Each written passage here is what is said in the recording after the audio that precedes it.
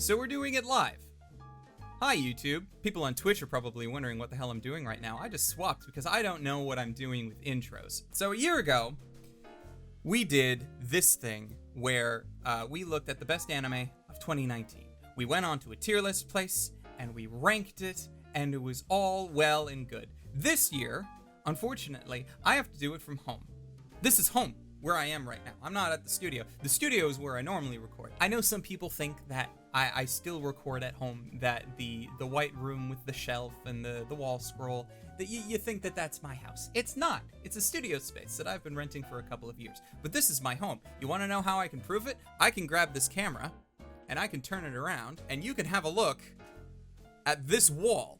Ignore the light that is blaring in the face. Do you recognize this wall? This wall I used to film in front of back before the studio space. I'm at home because we're in lockdown. And I thought, what better way to do this than to do it live with an audience? Twitch is here. So if you're watching this on YouTube in archived format, sorry that you missed it. Hopefully there'll be something else like this soon. You know, because if this works out well, I'm probably going to be doing it later this week for a particular awards show that is announcing nominees at the end of this week that I may or may not be a judge for again.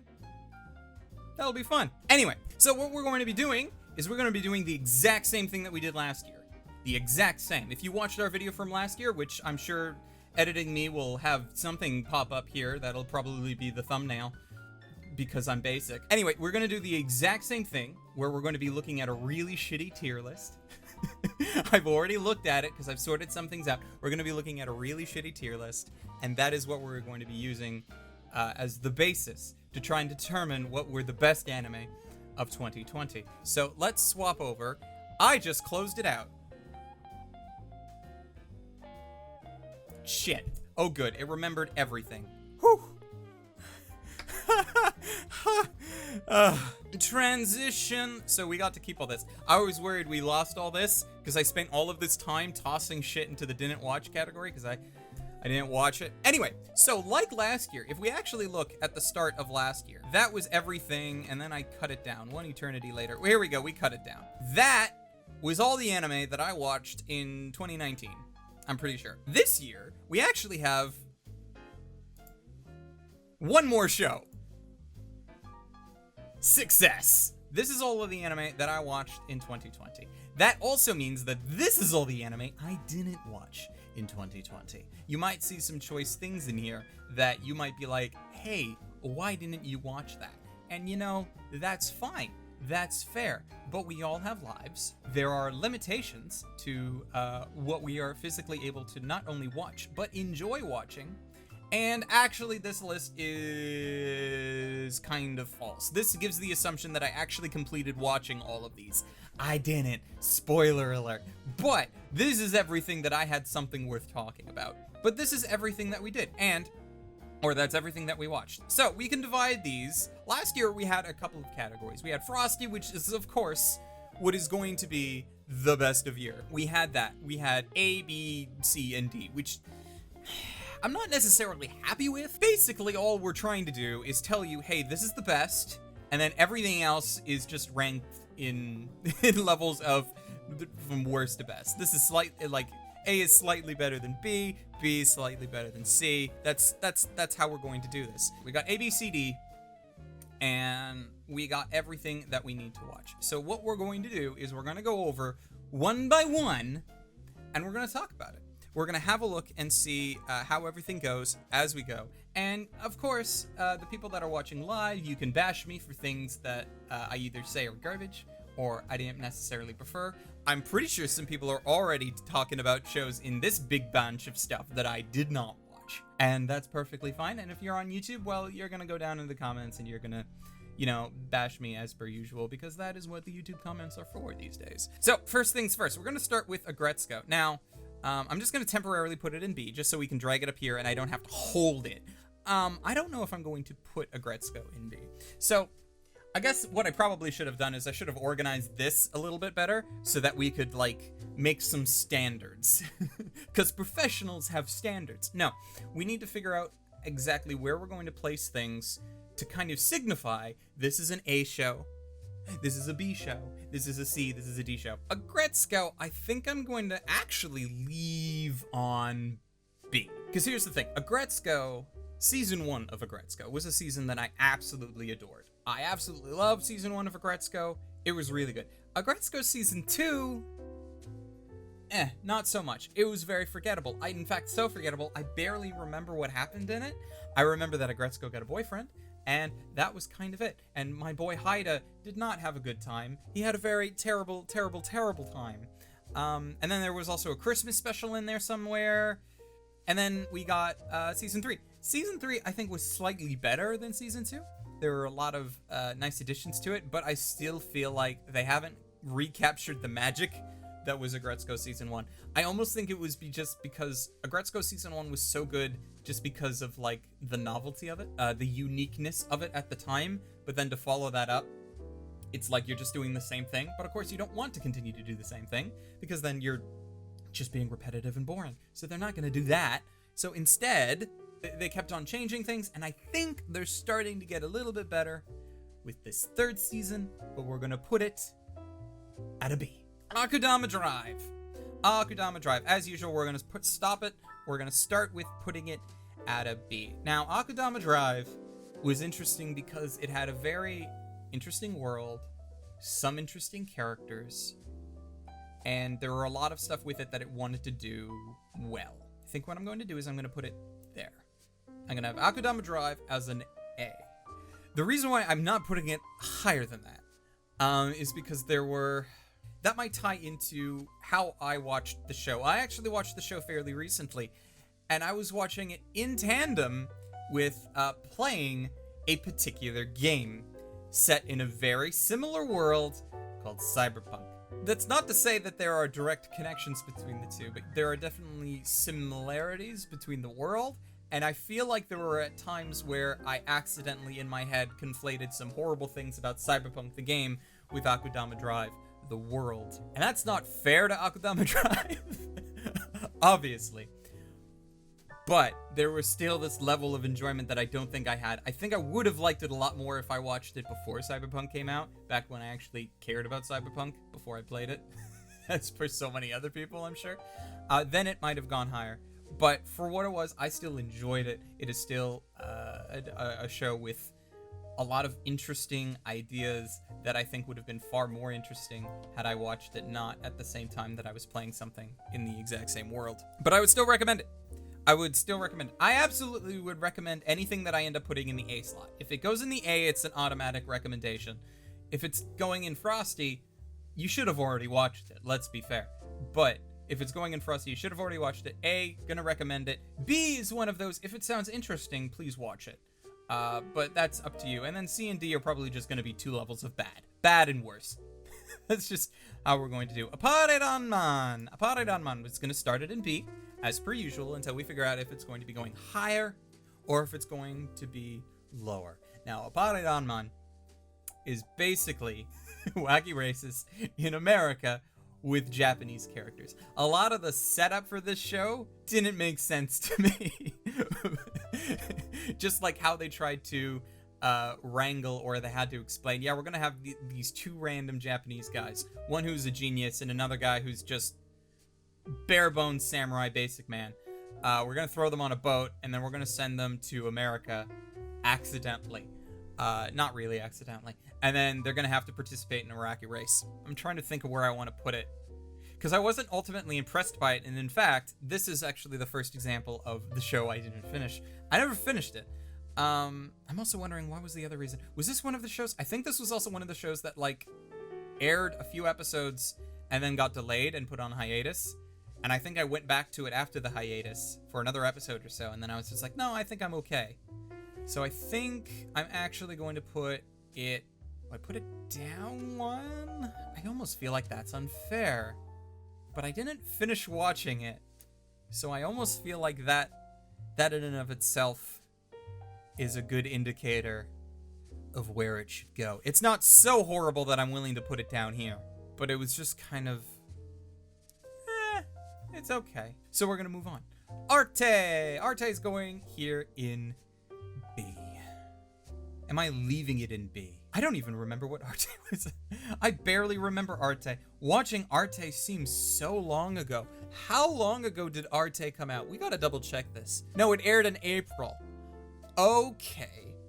That feels so long ago.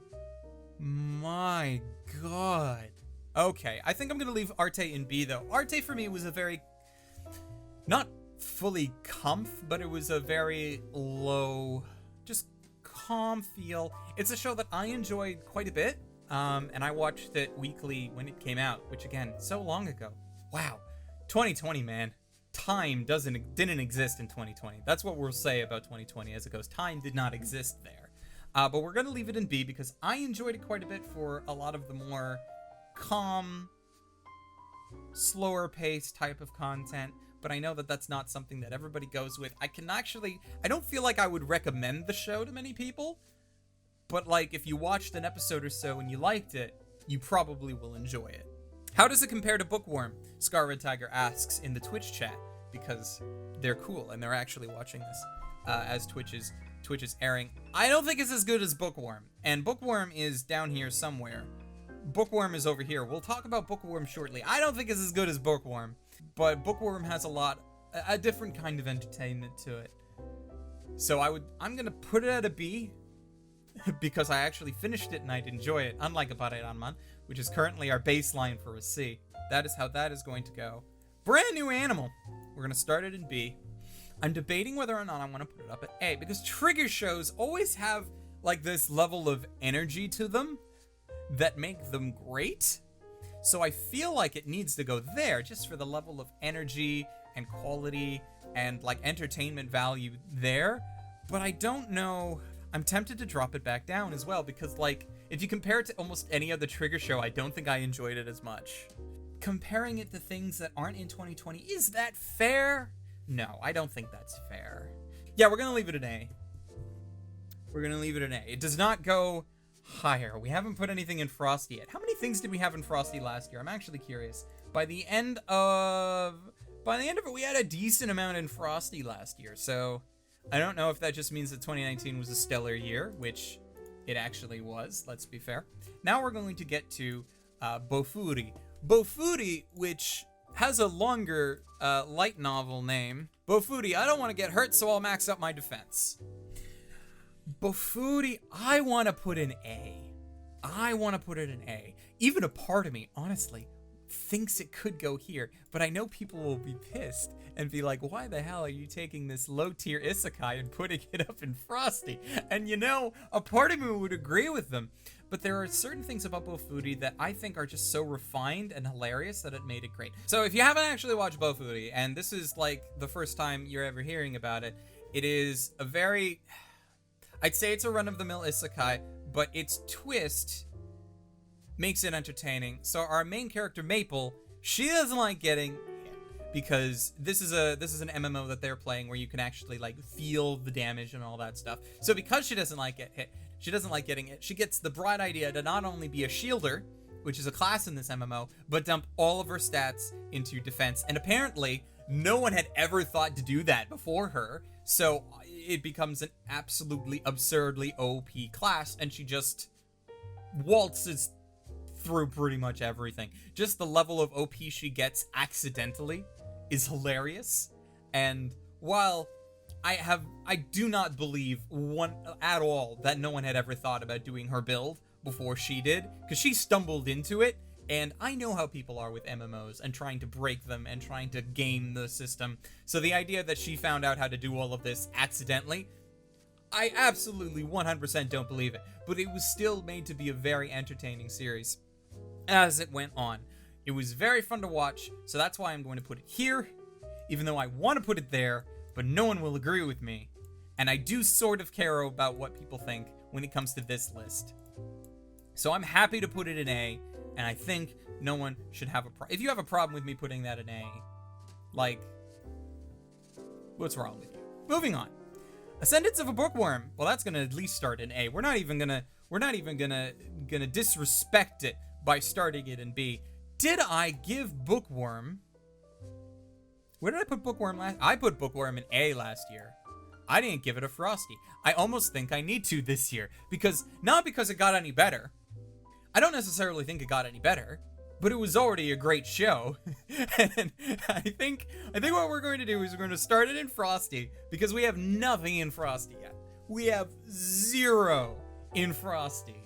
So I feel like we need a baseline. And at the moment, Ascendance of a Bookworm, Season 2, my eyes, better than everything on the list so far. So we're going to put it there.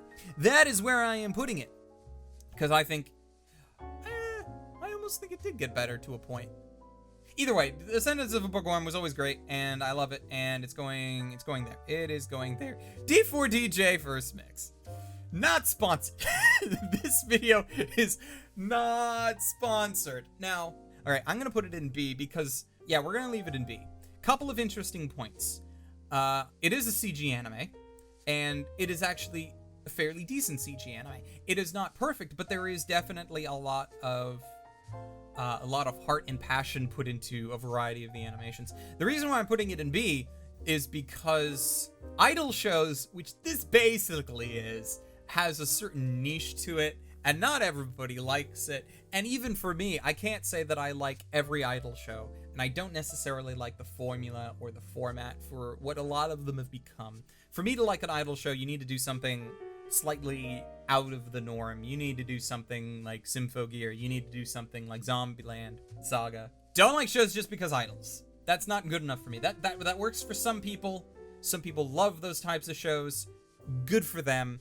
I have a lot of problems with the idol format, mostly because too many characters, too many good characters, admittedly, not enough time. I don't like the shows that are just like, hey, we're going to have like 2 or 3 main idols, and they're the ones we're going to care about because this is based off of a game or something else, and we already know the popularity of the characters, so the popular characters get all the time, and everybody else maybe gets 1 episode to themselves, and that's it.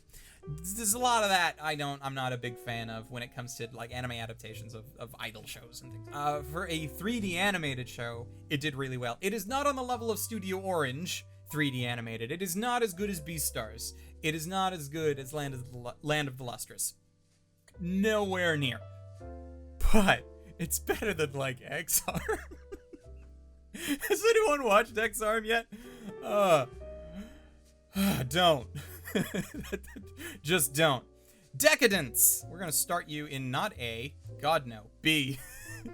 So I made a video on Decadence. I didn't like it. Now, I watched, that's the weird thing. That's the weird thing about Decadence that I don't fully understand, is that I liked it enough to finish it, but by the end of it, it almost felt like I was hate watching it, because there were just so many things that were just so dumb to me, and I'm not going to go into it here. I made a whole video, and if you're wondering, how dare you, go watch my video. With luck, that'll at least get you to understand my point of view on Decadence. I didn't like Decadence all that much. I think, I really want to put it here. It had a lot of nice ideas behind it. It had a really stellar first episode. Super stellar. And it had some great characters. Natsume, I still love as a character, even though she got absolutely shafted by the narrative. But we're going to put it there. We're going to put it in C. You might disagree with that, but this is my list. Eizouken, guess where you're going? That no one should have thought that was going to go any differently. No one should have thought that I was going to put Eizouken anywhere but there. Absolutely not. That should not have been a question. There should not be a debate. There should not be I don't think, no, you're wrong. You just are. I'm sorry. That's just a fact. That's where it goes. That's where it belongs. We're going to be talking at the end of this about, best anime of the year, and that's going to be in contention, and it might even win. We'll get to that, because I've decided not to actually think about that until we get to this, so we're going to do that live, too. Go watch Eizouken. Alright, we're going to start Wandering Witch there. I'm trying to remember how far I got into Wandering Witch. It is very pretty. I don't like the main character. I don't like some of the situations that this main character goes into, and I'm trying to determine why. So, when looking at criticism for this show and seeing people criticize me for the opinions that I've made on this show, both in the video and on Twitter, one of them has been, well, hey, you don't like it because you were expecting Kino's journey, didn't get that, and then we're pissed. And I'm not gonna lie that there is some truth to that, in that the setup for the show is very similar to shows like Mushishi, similar to Kino's Journey. And Elena is not Kino. Elena is not Ginkgo. Elena is her own narcissistic, selfish self. And it's annoying because, like, the first episode has her be better than that, but in retrospect, the whole first episode teaches her that being selfish is the way to go. Because that's what apparently she needed to learn. But she's very self-important. And that's kind of a character trait I don't like, especially when she walks into situations that she could do something about and chooses not to. Characters like Kino and Ginkgo have done similarly, but they're not self-righteous about it, and I think that's where I have the differing problems. Kino has walked into problems that Kino could have solved and chose not to because they are just a traveler and they're just passing through. Ginkgo, more often than not, tries to help in his own way because he's a Mushi master, and 9 times out of 10 any problem that he runs into is because of the mythical Mushi. But at the same time, there are limits to what he's willing to deal with, and there are also, like, limits to his own ability. Certain Mushi he can't do anything about. He can only, like, temper, calm, or inform people of best practices to deal with them. But Elena, several times, she was put into a situation where she could have done something, because she, self-proclaimed, can basically do whatever she wants, because she has the mystical powers to do all of that, but then chooses not to. She chooses inaction. It's one of those, she has the mindset of, oh, I could do something about that, but I'm choosing not to. Because when characters like Kino do it, it's one of those, they could do something about it, but probably at great personal cost, because there's no guarantee that they would actually succeed in doing something about it. There are limitations there. So it is more understandable when they say they're not going to get involved. But Elena is a character that totally could get involved, totally could solve things, and doesn't. I don't like the fact that she's a character that constantly talks about herself as like she is a god among humans, and then doesn't do anything. That bothered me so much. So we're gonna dump you there. I'm very tempted to put her there. In fact, you know what I'm going to do? I'm gonna put her there. I'm gonna say flat out, she doesn't necessarily deserve to be here yet, but we need a benchmark. We need a benchmark, because if I put her in C, if I put her here in C, she's like at the low end of C. So putting her in D, for the moment, we might bump her back up, is fine, but anything worse than her obviously goes into D. Alright, that is what we are doing there, and that is great. My disappointment is immeasurable, and my day is ruined. Oh, is it because the characters and the stories were good? I know the stories were good. In some of them were really nice, but the character ruined it for me because she's our POV. She is the glue of everything, and they put so much more focus on her than the stories themselves. There are plenty of times in Mushishi where Ginkgo was barely a character in the episodes. If they did that with Elena, I might have liked it a lot more, but they didn't. Akudama Drive in A tier. Heresy, I know. Anyway, Fruits Basket. Now guess what else is going in Frosty, because it's Fruit Basket. Did I put Fruits Basket in Frosty last year? Absolutely. 100%. It hasn't changed. The mere fact that we are now finally beyond the original Fruits Basket adaptation from the 2000s is great, because there are certain things that I never read. Or wait, no, I did read all of the manga, because God, there's certain things I never saw adapted. I barely remember the manga, because I read that like over a decade ago now. There are a lot of things that never got adapted, and I enjoy anime far more than I do manga, so to see it in animated form, Fruits Basket is Frosty. I don't think that should be in contention. There became a god. So we're gonna start it here and see. This is so sad. I was so looking forward to this, because shows made by Key and shows with that writing team have in the past been on lists of mine for best anime of all time. Maybe C's too harsh. Let's put it there for the moment.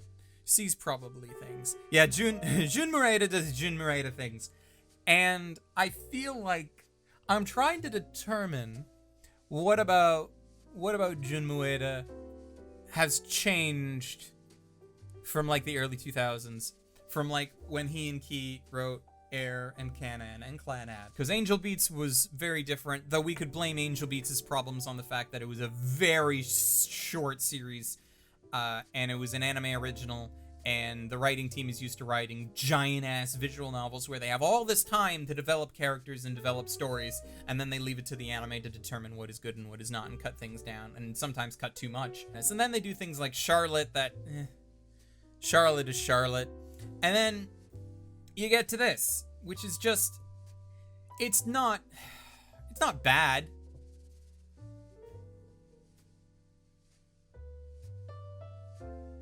It's just not great.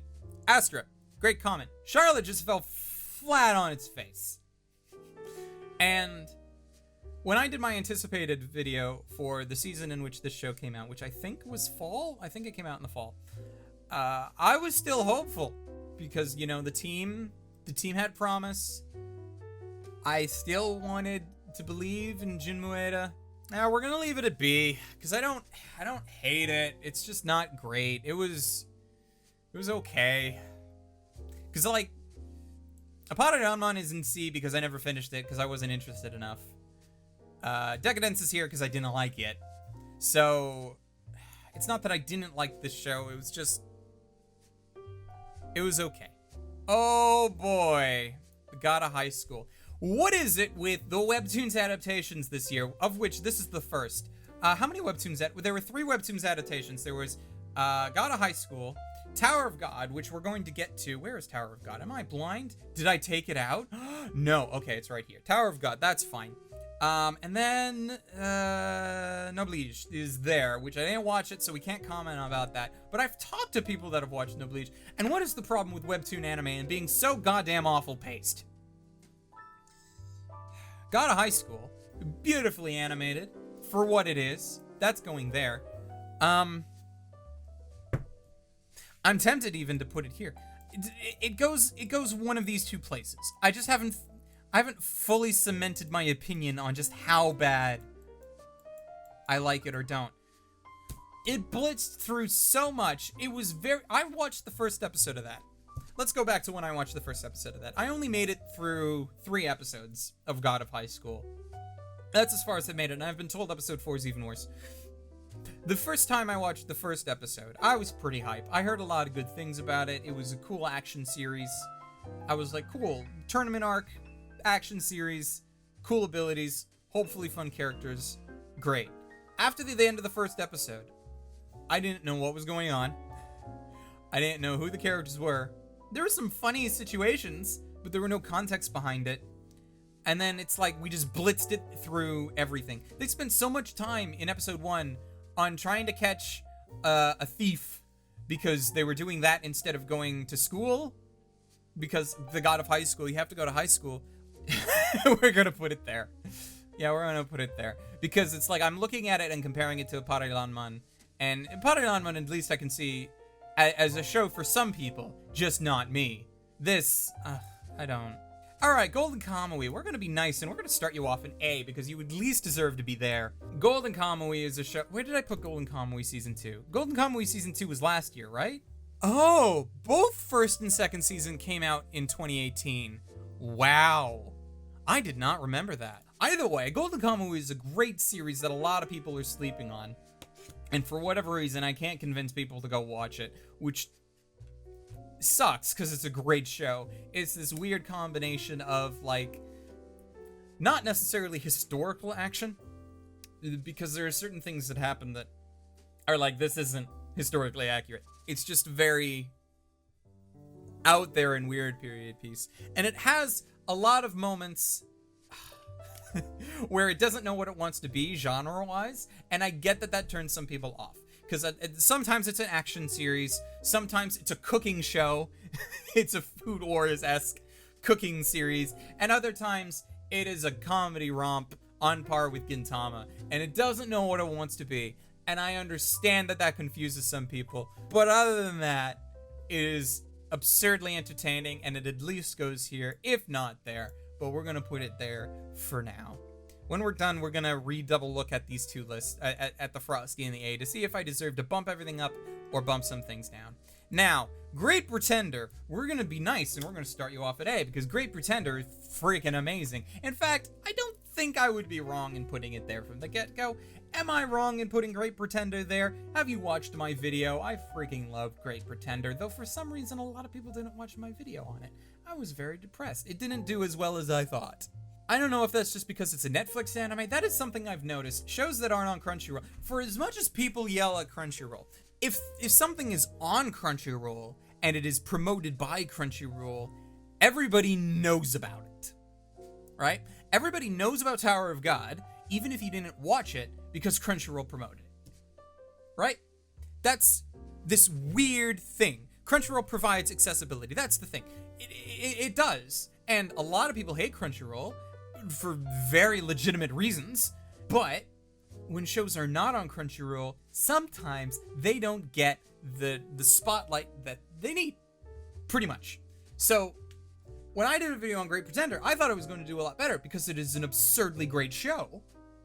And I thought, at least within the circles that I travel in on the world of the internet, that the Great Pretender was so good that everybody knew about it. And maybe that could have been a problem too. Everybody knew that it was great, so they didn't need to watch a video on me telling them that it was great. Either way, Netflix anime apparently doesn't do that well, unless it's like freaking Evangelion, but Evangelion is not even a Netflix series. Like, it is, but it's not. It's not popular because of Netflix, is my point. It is just a lot more accessible now, thanks to Netflix. But that's a whole different ball of wax, because they redubbed it and a bunch of other things. And yeah, it's fine. But Great Pretender, I think we're going to put in Frosty, because if you watched my video, you do know that I do have some problems with it. Mostly revolving around edamame, but largely it is a great and awesome show that you should watch. Hanako-kun. We're going to start you off in B. Hanako-kun. I'm giving a lot of heavy sighs because I don't know what to say about it. It is an entertaining series. I just don't know. I think this is one of those shows where it's like, I see the appeal. I understand that a lot of people like it, but I think it is a show that is just not for me. I'm gonna leave it in B because I enjoyed it enough. I didn't, because I did watch, I'm pretty sure I watched all of it. I either watched all of it or I watched the majority of it, barring like maybe the final few episodes. I need to double check my Funimation queue when that thing is actually working for me. But I think I'm gonna put Hanako in B because I know it's not for me. It wasn't a show, it was a show that I watched, but I felt like I was watching it not fully because I enjoyed the experience, although there wasn't anything wrong with the experience of watching it, but it was just, I watched it for the sake of wanting to be informed, because I knew a lot of people who very much enjoyed the series, and I wanted to be able to at least understand what they were talking about, but not a series for me. We're going to leave it in B, though, because it is still a respectable series. I don't have any problems with it that would make me drop it down into C, and I didn't hate it so much that I dropped it. Oh, I don't hate Apariranman. Maybe I should remove Apariranman up. We'll get to that. Room Camp. Okay, so here's the thing. Yuru Camp, as you know, one of my favorite series of all time, wasn't 2019. I'm mixing up my years. It was 2018. Best of year 2018. Room Camp, I think, like, almost by virtue of basically being the same characters, it needs to go into Frosty, but I think I'm gonna settle on putting it in A because it's short. It is not in season 2. Room Camp is just a couple of shorts with the same characters in the same world, and that was nice, and I enjoyed that, but I think I need to draw the line on what actually goes in Frosty. So I think I'm gonna put it in A. Like, I know that season 1 is Frosty, best of year 2018. Season 2, already on the short list for best of year for 2021, because the first episode was great. But we're gonna put Room Camp in A because it was a nice short series, but it wasn't a full series. Higurashi Gao, you are going here, my friend. I am not caught up with Higurashi Gao. Please do not spoil me on all of the major changes. I think I'm about 2 or 3 weeks behind because December and the start of January has just been absolutely horrendous. But yeah, no, Higurashi Gao is going there. Have you watched any content on my channel involving Higurashi ever? I love Higurashi. Higurashi's great. The only reason, and I'm going to put this here, the only reason that I would take Higurashi and take it from here to here, which I'm not actually going to do, but the only reason that I would is because there is a lot of the episodic content that is just rehash from the original season. Now, they do change a lot of things. And from what I'm gathering, they're starting to change it even more as time goes on. But there is still a bunch of episode that I feel like I'm just hitting the arrow button over. I'm just hitting the arrow button because I'm like, okay, they're going into the building that they're not supposed to. Oh, they're going to inflict the curse upon themselves. Oh, they're doing the dance. Oh, they're doing the cotton drifting. It's like I've seen it a bunch of times before because I've played the visual novel. I've watched the original anime. Like, I don't need to rewatch all of that, and that's the only reason why some of it would go into A. But it really deserves to be here because Higurashi is just freaking great. And if you haven't watched any Higurashi, please go and watch some Higurashi. Higurashi goes there. Higurashi goes there. Okay. It Invaded.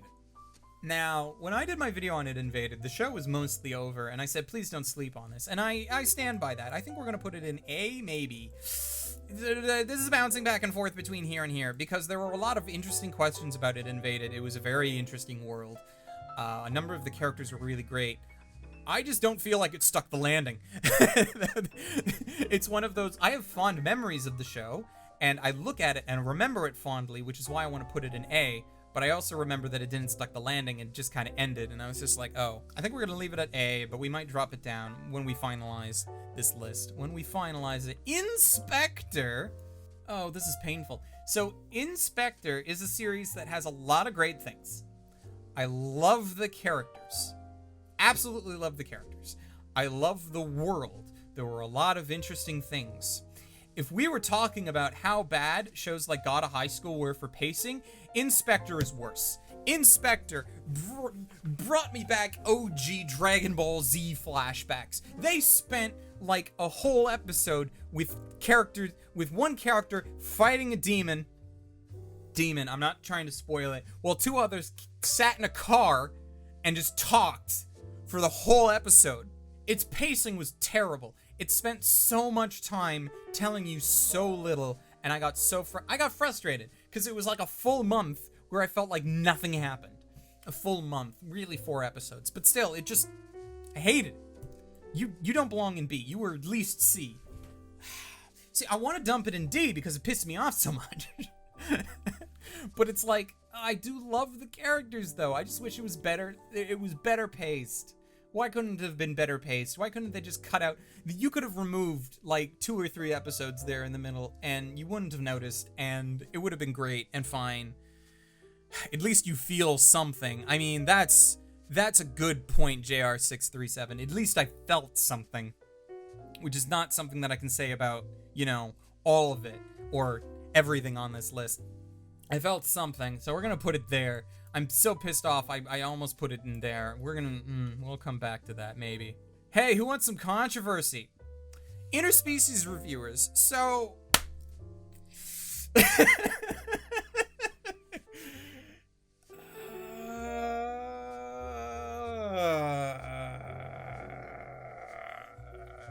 It's at the very least going there. It's probably going there. It's probably going there. I mean, give it the D. We gotta give it the D. Okay. Did I watch Interspecies Reviewers? I don't think I watched all of it. I'm pretty sure near the end of it I petered out. There was an episode about fish. Interspecies Reviewers has entertainment value sheerly because of the balls on the team that made this. The balls to do what they did.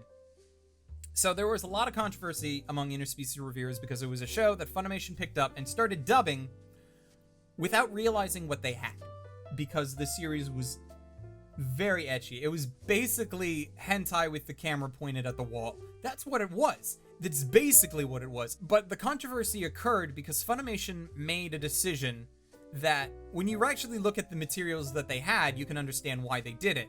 They looked at the manga, the original material of Interspecies Reviewers, and they decided that they were going to pick up this show before it was animated, sight unseen. What they didn't know was the balls that the freaking production team had, the director, that they were going to go ahead and animate scenes that were not in the manga. Go read the manga for Interspecies Reviewers. It does not have a lot of the problematic scenes from the anime in it. It describes them in the main character's reviews of those situations, but it doesn't show them. The anime decided that it was going to show them. So when Funimation agreed, as far as I can tell, I don't know, I didn't actually talk to anybody at Funimation about this because I don't know anybody in Funimation anymore. They all quit or left. But as far as Funimation was concerned, based on like my viewpoint of what they had at them, they looked at the manga, they were like, this is just ecchi. And we have a bunch of ecchi shows, and those are fine, so this should be fine. They didn't expect the adaptation team to do what they did. Shouldn't interspecies be in Frosty? This is blasphemy. We're gonna leave it in D for 2 reasons. 1, I mean, come on. And 2, we gotta give it the D because that's what it wants. That is what it wants. That... And the Japan producers were like, yeah, man, don't worry about it. Just sign the check. Isekai Quartet, Season 2. We're going to put that there. Isekai Quartet had a very good idea behind it that was just executed poorly. Let's take a bunch of, I think it's Kadokawa. Let's take a bunch of Kadokawa popular series. We're going to take the main characters of it. We're going to turn them into shibis and we're going to toss them into school for reasons and gags will ensue. That was the idea behind Isekai Quartet. Unfortunately, despite the fact that every single show introduced and involved in Isekai Quartet, especially Season 1, Season 2, depending on how much you like Shield Hero, all of the shows being really good, Konosuba, Tanya, Overlord, ReZero, all good on their own, combined and shipified and put into Isekai Quartet, I've never liked it. I've watched it under a curious gaze. I took out like a little monocle and was like, let's see what this is. But it wasn't funny to me. It was a gag series that wasn't funny. And humor is subjective, so obviously you might like it and I might not. That's just how that is. But yeah, Isekai Quartet. I don't hate it enough to dump it in the D, but I didn't like it, so we're gonna put it in C. Jujutsu Kaisen probably goes there. Let's be fair. But it is also okay. I'm loath to put it in Frosty, only because, well, I guess that's not fair. Because I was about to say that I'm loath to put it in Frosty because it's not done yet. We're only halfway through the season. But then why the hell am I putting Higurashi here for pretty much the same reasons? I know that I love Higurashi and a lot of the backstory of me liking it is there. But we're going to put Jujutsu Kaisen there. I think it deserves to be here because it's basically one of the better shows of the year without too much debate, I think. So we're going to put it there. Kaguya-sama, Love is War. I'm going to put that in Frosty. Did I put it in Frosty last year? Yes, I did. So it hasn't bumped down at all. It is an amazing comedy series. It has kept up my expectations. I didn't love the opening as much as previous years, and I definitely didn't like the ED as much as I did in previous years, but that's literally it. Other than that, same show, just more of it. I have no complaints. Hey, look at this tiered effect that we got going. We have this wonderful stairs. Let's ruin that, shall we? Kakushigoto. Kakushigoto. Wonderfully... It is a wonderfully enjoyable... Wonderfully wholesome. Thank you, Yuki-ai. Wonderfully wholesome is what we're going to go for. I think I want to put it there because I did enjoy it quite a bit. I didn't think that it was so meh to put it in B, but I enjoyed it quite a bit. So we're gonna put it in A. We're gonna definitely put it in A. Magia Record. I didn't finish this one, so. Diet Madoka. That's kind of it. It's like, it's the world of Madoka with some interesting characters, but I don't feel like it added anything. I don't think it stands out from Madoka. And it's almost like it doesn't know what it wants to do, because it tries to innovate, but not in the direction that you would have thought that Madoka would have gone. Probably because Urobuchi had nothing to do with the writing. And I almost wonder if that's the problem with this series. It is so tied into the narrative style of Urobuchi and how he wrote the original series and how he wrote the film, and to have him not involved. Either way, he wasn't involved as far as I can tell with this series. We're gonna put not there. It's not so irredeemable. It goes in the D. but it goes in C. I mean, it's just not good. It wanted to be good. It wanted to try, but it doesn't have it. The characters were fine, but there were no stellar characters. And that's kind of the thing, especially after Madoka Magica, the original, had so many great characters. All of the main characters in Madoka Magica have such great and distinct personalities, it's hard to top that. So, that's cool. Anyway, we're moving on. So, Millionaire Detective Phantom Unlimited. If you watched my video on Great Pretender, you will know that I didn't have a lot of good things to say about this. Because in my video of Great Pretender, I mentioned how I wrote and filmed, actually, an entire video on Millionaire Detective Balance Unlimited, but I didn't edit it, and I didn't release it, because then I watched Great Pretender, and I was like, this is everything that could have been good about Balance Unlimited, and then just made better. Balance Unlimited just did a lot of really stupid things. It was the idea of, let us take a character, we'll make him a detective, and we'll have him problem solve with money. It was an excuse to do a lot of really wacky shit. A lot of stuff that physically, and even in the realm of physics, make no sense, and then just hand wave it away because money. I didn't find that entertaining, personally. So I think that's gonna go there. I think that's gonna go there, because I wish it was better. I wish it was better, but it wasn't. All right, Moriarty.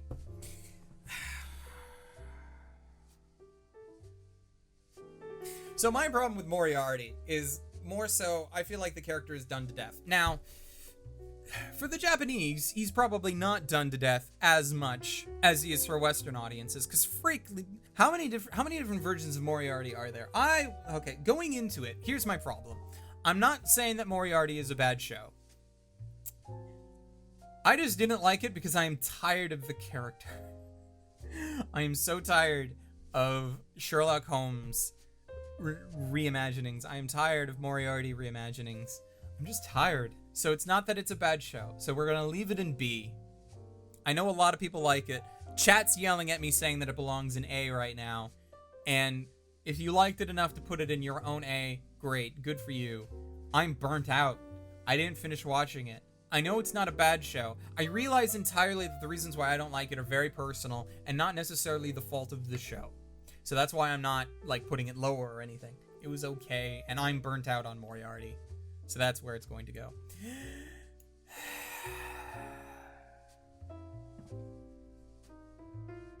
Hello, Snafu.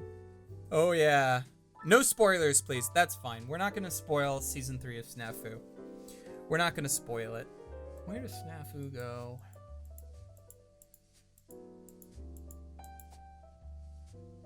I think I'm going to leave it in B. Because here's the thing. Way better than Season 2. Yes, agreed. But not as good as Season 1. So, Snafu was really weird as far as, like, the trail. And I'm trying to figure out a way to do this without explaining what happens in Snafu Season 3. So, Snafu Season 1. Amazing. Top tier. Please watch it. Really, really good. Season 2, it was like trying to ride on the waves and the wind of the original season. But it didn't do anything. It didn't change anything. I have a whole video on that. Not a good season. Horrible, terrible follow-up. Ended on a cliffhanger. 5 years pass, and then we get Season 3. If this season came out like in 2016, like a year following Season 2, I think I would have enjoyed it a lot more. But I feel like part of my reason for just being really meh on it is that it is better than Season 2, but it wasn't, I don't feel like it was good enough to overcome just that disappointment with the series. The fact that how low Season 2 brought my opinion of Snafu as a whole, and then let me stew there for 5 years. Like, the hype died down. JR637, the hype definitely did die down, and that's just kind of it. So we're gonna leave it at a B. We're gonna leave it at a B. Villainous, you're going there. I challenge anyone in chat and on YouTube to tell me, to have the balls to tell me that Villainous, the greatest reverse harem of the last, like, decade, does not belong there. Villainous is great. If you haven't watched it, it's a wonderful series. Please Please watch it. It goes there. It deserves to be there. If you tell me otherwise, you're wrong. Objectively, you're wrong. And now we have to try and talk about Rent-a-Girlfriend. So, I don't know. I don't remember what the problem with Rent-a-Girlfriend was for a lot of people. Why that? Because I didn't watch it when it aired. I avoided it when it aired, and I only tried to watch it recently. I have problems with Rent-a-Girlfriend. Because here's the thing. I went into it with probably a different mindset of what it was. I thought Rent-a-Girlfriend was going to be this weird kind of harem romantic comedy. It's not that. Not really. The pairings are very, very obviously set up from the start with a bunch of secondary characters. And the entire show, here's my problem with Rent-a-Girlfriend. The entire show is based around one line. One line. A line that is not even spoken in the show, I don't think. And that line is, "Oh, what a coincidence." That is Rent-a-Girlfriend in a nutshell. Oh, what a coincidence. Every major plot point, especially in the early show, I dropped it like halfway through. Not halfway through. I got more than halfway through. Let's be fair. I just didn't finish it. The major plot twist in any episode could all be described with, "Oh, what a coincidence." That was it. And I tried talking with a friend of mine about it. And his way of making it better, because I'm pretty sure he likes it a lot more than I did. His way of describing it was that it's not a rom-com at all. It's a thriller. You watched it because you want to see how screwed the main character is going to be this episode. That's why you watch it. And I could agree with that wholeheartedly. I just didn't care enough about it to put it there. Didn't care enough about it to put it there. So I think it goes there. It might even go there. It's a matter of, did I hate it as much as I hated Elena or Got a High School? Probably not. It's low C, though. It's low C. So we're going to put Rent-a-Girlfriend at C, because that's where it goes. Re:Zero. Now, here's the thing. We're going to put it there for now. Here's the thing.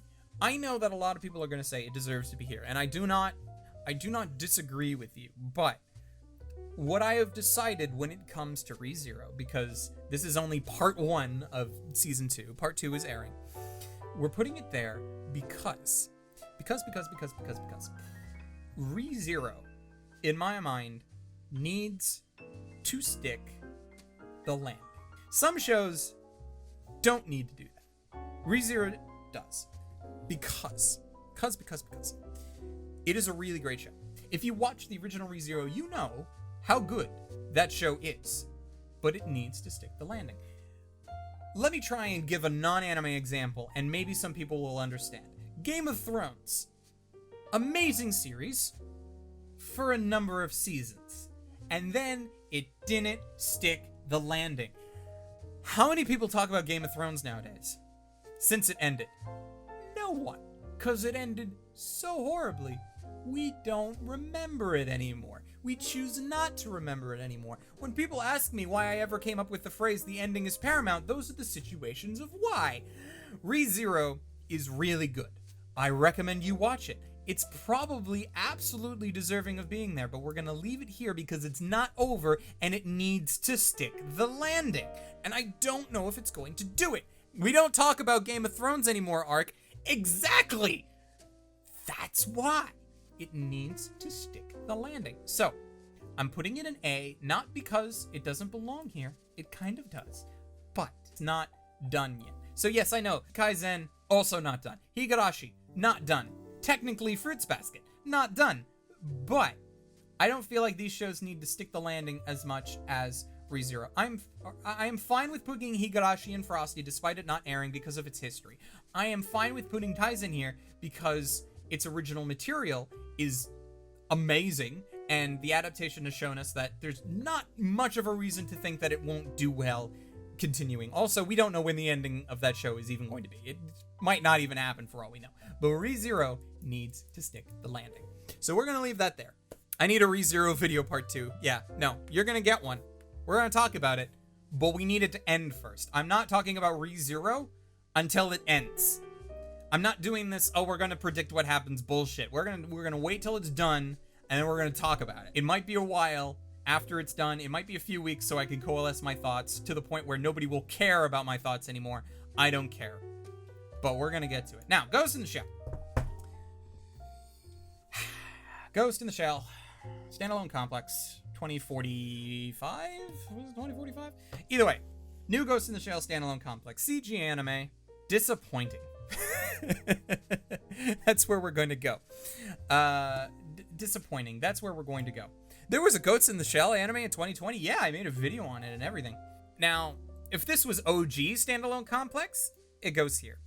If it was a show that actually ended, it might go there. But I'm thinking it's gonna go here. Because it's not over. We don't even know when it's gonna end. It's the worst standalone complex out of all of them, even more so than Solid State Society, which was okay. I think I enjoyed it more than I enjoyed Arise, but only because of the dub, purely on the dub. We're gonna put it in B, only because I have hopes for its second season, but I don't know when it's gonna come out. And the dub is good enough because of the characters and the cast to have it in B. I'm just sad that it's not better than that, because I love Ghost in the Shell. I absolutely love Ghost in the Shell. And I'm sad that I can't put it higher than B. So that's our depressing thing. Somali and the Forest Spirit. That's its full title, right? Somali and the Forest Spirit. Yes, I was correct. Somali and the Forest Spirit. Very comp series. I think we're gonna leave it at B. It is a very slow burn, just kind of calm, pleasant series. Watch it, but you know, that's the kind of show it is. We're gonna leave it at B. That was a 2020 show? Yeah, it was. At least I'm pretty sure. Oh my god, was it actually 2019? You know, we're gonna live fact check this just to make sure that we don't look like an idiot. No, it was January to March 2020. January to March. I realize 2020 has been a long year, but that's where it goes. Everything's going to be fine. Longest year. Okay, Tonikawa.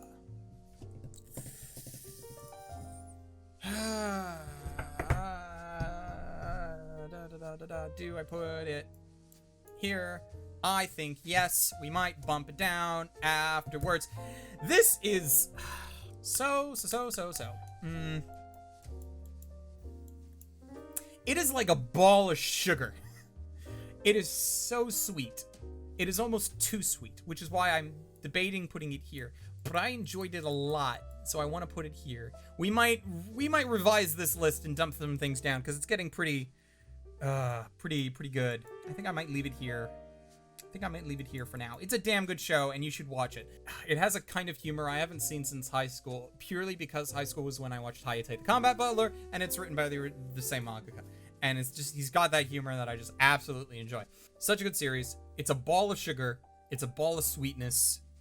Our characters marry in like the first episode, and they have married life. The girl may be from the moon. We don't know. And I don't think the show is ever going to tell us. It's going to leave us as a mystery. But great series. That's where we're going to leave it. Yep.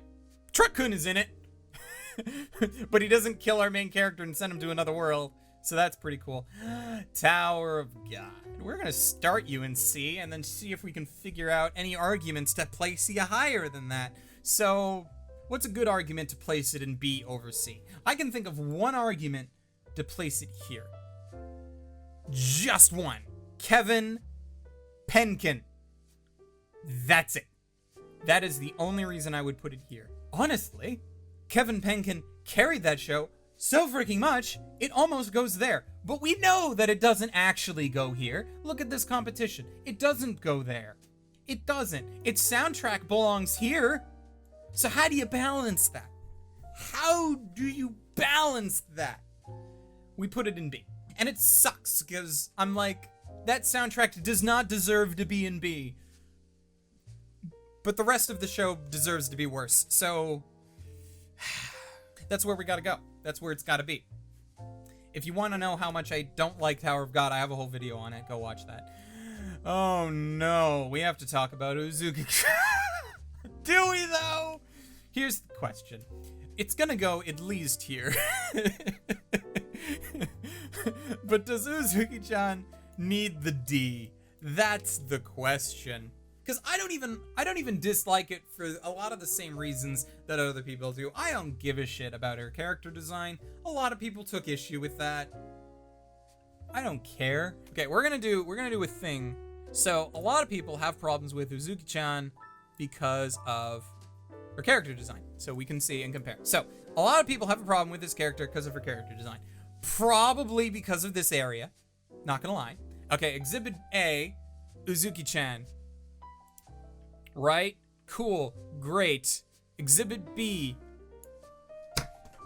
Ryoka from Occultic 9. I watched this show, and nobody caused any shit about Ryoka's character.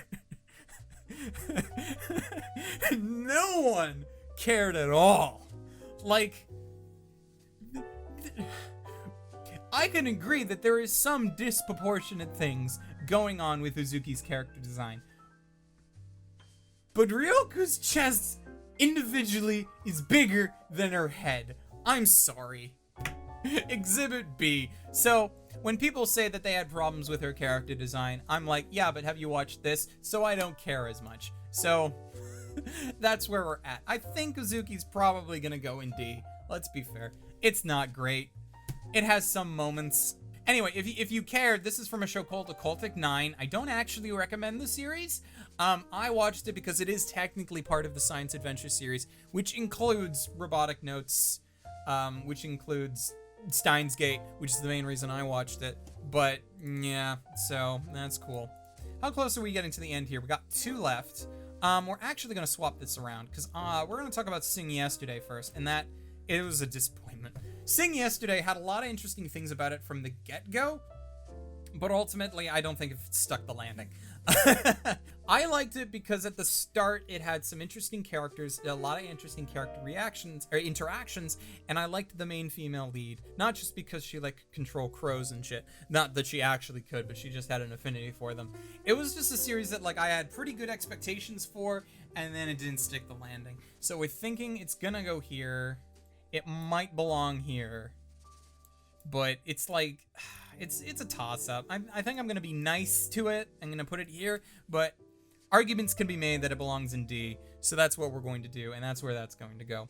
All right, so last show, and then we'll do some organizational stuff. Inuyasha Season 2.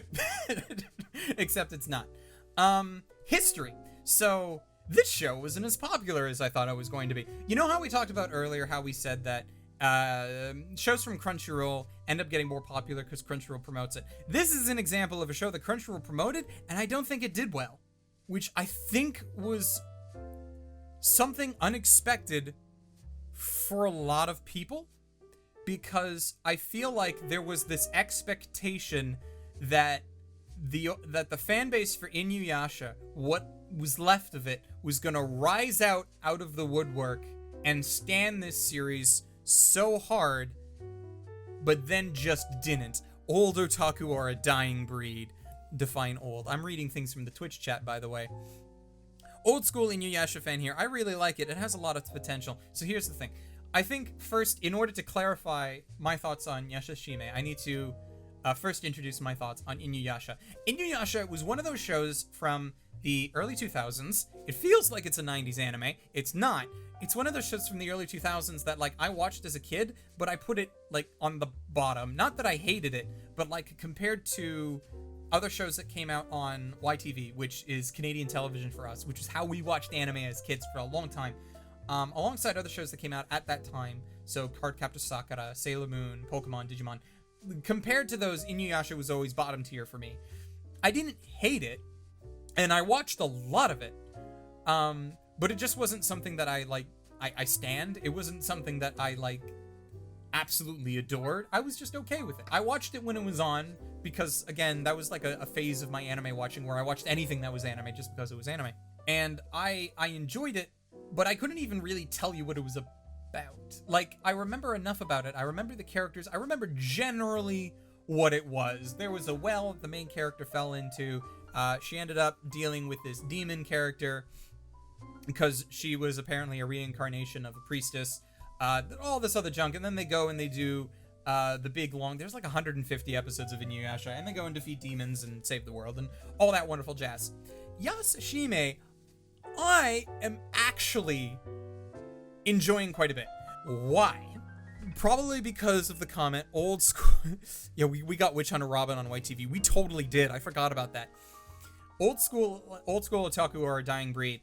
Also because that this has the kind of narrative pacing that very much makes it obvious that it is a sequel. It's a spin-off, but it's a sequel to Inuyasha because it feels like one of those old shows. And I think one of the reasons why I like it is because it gives off this nostalgic feeling because it's paced like those old shows. It is done in such a way to make it feels like it came out in the early 2000s. But in a good way. It has a nostalgic backing to it, which is why I'm enjoying it a lot. I don't think that I would put it here. I don't think that I would put it so high up to say that it is the best of year, but I am still heavily enjoying it a lot, and I like it a lot. So that's where it's going to go. Did you watch the dub? It's really good. No, I haven't watched the dub yet. I should get to that, but I've only been watching it subbed because I want to keep watching it. I'd need to go and rewatch it dubbed if I was to watch it dubbed.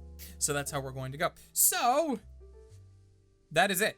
This is our list. Now, what we have to do before I wrap it up and we continue on with our lives beyond this point is we need to confirm whether we're going to move anything. Normally, when we did this last year, we had this big problem where we had a lot of Frosties and a lot of A's. So like to swap between the two was very difficult. In this case, we have a lot of A's and I still feel like we have too many Frosties. But I can't in good conscience knock any of them down. If I was to knock any of them down, it would probably, I think the only one I would knock down is Bookworm, but even then, I don't want to. Would I knock any up? If I was to knock any up, I would knock up maybe Bofuri, and I would knock up Tonikawa. But I think I'm going to leave those today. I think Frosties are good. We're going to lock that in. I don't think anything in A is going to get moved up. If we were to move anything up, we would move up Bofuri and we would move up Tonikawa. But that's it. I think A's locked. Is there anything from B that we would move up? I don't think there's anything from B we would move up, except for the soundtrack of Tower of God, which belongs in Frosty. But the show as a whole, it's going to be in B. Now, is there anything in here that we would move down? Probably not. Most of the things I don't like in B, it's not because I hate them. I don't have a burning passion against them. It's just a lot of meh. I'd rate some C's higher on my own list. That's true. And I can see that in some cases. I know some people rate Decadence higher than I do. Maybe if you finished watching Appare Ranman, you would have enjoyed it a lot more than I did. But I ended up dropping it. Inspector is just poorly paced. If we have differences in humor, you might like Isekai Quartet a lot better. If you can deal with a lot of the stupid randomness in Balanced Unlimited, you might like that better. If you had a different mindset about Rent a Girlfriend and enjoy the type of will he get screwed even more this episode, great. Sing Yesterday didn't stick the landing, and I don't really think anybody could argue with me different there. So we're going to put all of that there. And then D, does any of this deserve to go higher? Probably not. I think as a whole, this is the list. But, and we're going to go full camera for this. Nope, wrong button. We're going to go full camera for this. But, what is the best of year? That's a tough question. We're going full camera just to signify the importance of this moment, but we're going to go back to here so we can actually look at what the contenders are. Now, all right, let's organize this a little bit. So, you are a finished show, so you're going to go there. You finished, but you might have more seasons. You're not finished. You're finished. You're not finished technically, so we're going to put you here. And I'm not sure if we're getting another season of you, so we're going to put you here. I feel like we need to divide this slightly because it's like, I find it hard to give best of years to things that are still ongoing. That's where I'm having a very hard time drawing a line, because it's like, I could give it best of year only to find out that it doesn't stick the landing at all. And it doesn't need to stick the landing as much as ReZero does, but it's still very important when we're talking about best of year. So that's why I'm very loath to give best of year to these two. Not that they're undeserving, because they're definitely great shows for the year. I think I am a toss-up between 3. Alright, we're going to start with 3. It is going to be either Eizouken, Fruba, or Villainous. We've limited it down to 3. Fruits Basket's still technically ongoing, which also means that Fruits Basket could get best of year on its finale if it gets that far, which is important. I like to be fair when it comes to giving out best of years. I'm less likely to give it to Fruba only because future seasons of Fruba could get it instead. But Eizouken is done. Villainous, we're hoping for more, but it's probably done. Villainous's ending is bad, though. It's not bad. Oh, just give it to Eizouken and be done with it. No one will argue with you. But is that right? Is that the right move? A second season of Villainous has been confirmed. Okay. Then that's what we're going to do. We can't just give it to Eizouken and be done with it. We have to make sure. Alright? I'm going to drop my glasses ever so slightly. And we're going to move to the main camera so that you can see this. Right? We have to drop my glasses ever so slightly and look over them directly into my eyes. Alright? We have to be sure. We have to be certain.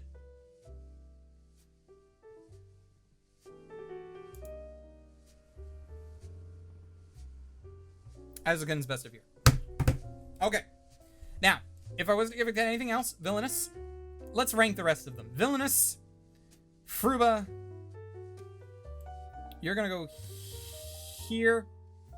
Great Pretender. Actually, I think Kaisen's going over Great Pretender. Higurashi, at least here. Probably there. Yeah, this is it. If I had to rank best to worst